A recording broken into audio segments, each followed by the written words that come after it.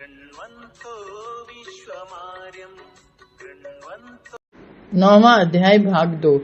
सांप, राजा, बाघ, सुअर, बालक, दूसरे के कुत्ते और मूर्ख व्यक्ति को सोते में जगाना नहीं चाहिए। यदि सोए हुए सांप को जगाएंगे तो वह काट खाएगा। इसी प्रकार सोते हुए राजा को जगाने पर वह क्रोधित होकर हत्या का आदेश दे सकता है। बाघ आदि हिंसक पशुओं को जगाने का क्या परिणाम हो सकता है, यह सब जानते हैं। सोते हुए बालक को जगाएंगे तो वह भी मुसीबत खड़ी कर देगा। इसी प्रकार दूसरे व्यक्ति के कुत्ते और मूर्ख मनुष्य को जगाना नहीं चाहिए, उनके सोते रहने में ही भला है। जो ब्राह्मण धन के प्राप्ति के विचार से वेदों का अध्ययन करते हैं, जो शूद्रों अर्थात नीच मनुष्यों का अन्न खाते हैं, वे विषहीन सांप के समान कुछ भी करने में असमर्थ होते हैं।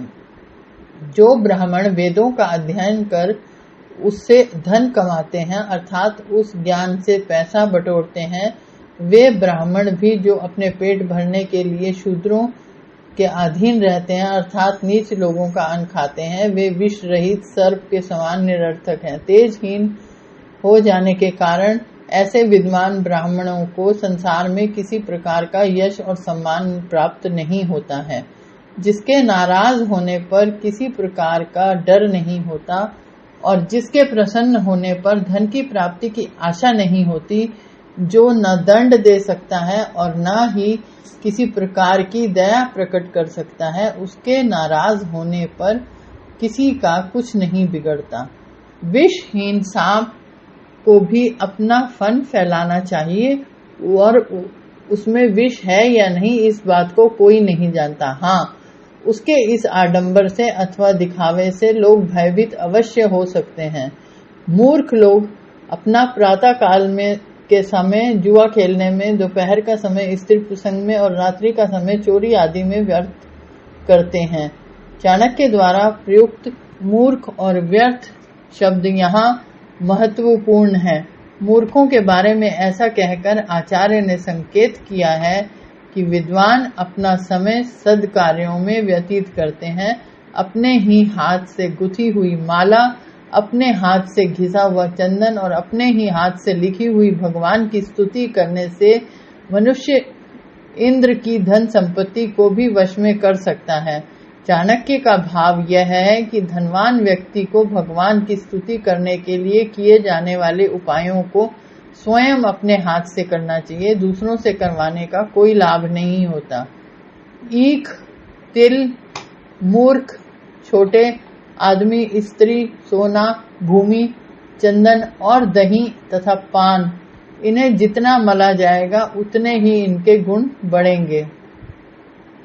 ईख और तिल आदि को जितना अधिक दबाएंगे उतना ही अधिक तेल और रस निकलेगा। सोने को भी जितना तपाया अथवा शुद्ध किया जाएगा उसमें चमक और निखार आएगा। भूमि में जितना अधिक हल चलाया जाएगा उतना ही अधिक उससे अन्न की उत्पत्ति होगी। इसी प्रकार चंदन और दही आदि को जितना रगड़ेंगे और मथेंगे उतना ही उनके गुण में वृद्धि होगी। इसी प्रकार मूर्ख के मस्तिष्क पर जब जोर पड़ेगा तभी वह कुछ गुणों को ग्रहण कर सकेगा। यह बात उन जातियों और राष्ट्रों पर भी लागू होती है जो प्रमाद में डूबी हुई हैं अथवा निकम्मी हो गई हैं। जिन्होंने संघर्ष किया वे उन्नत और विकसित हैं। दरिद्र अवस्था में यदि व्यक्ति धैर्य नहीं छोड़ता तो निर्धनता कष्ट नहीं देती। साधारण वस्त्र को यदि साफ रखा जाए तो वह भी अच्छा लगता है। यदि सामान्य भोजन जिससे पुष्टि कारक न माना जाए भी ताजा और गर्मा गर्म खाया जाए तो अच्छा लगता है। इसी प्रकार सुशीलता आदि गुणों के होने पर कुरूपता बुरी नहीं लगती। आचार्य के अनुसार व्यक्ति में यदि गुण है तो उसके दोषों की ओर कोई ध्यान नहीं देता। वस्त्र भले ही सस्ता हो लेकिन स्वच्छ होना चाहिए। भोजन भले ही साधारण हो किंतु उचित ढंग से उसे यदि पकाया और परोसा जाए तो वह भी रुचिकर लगता है।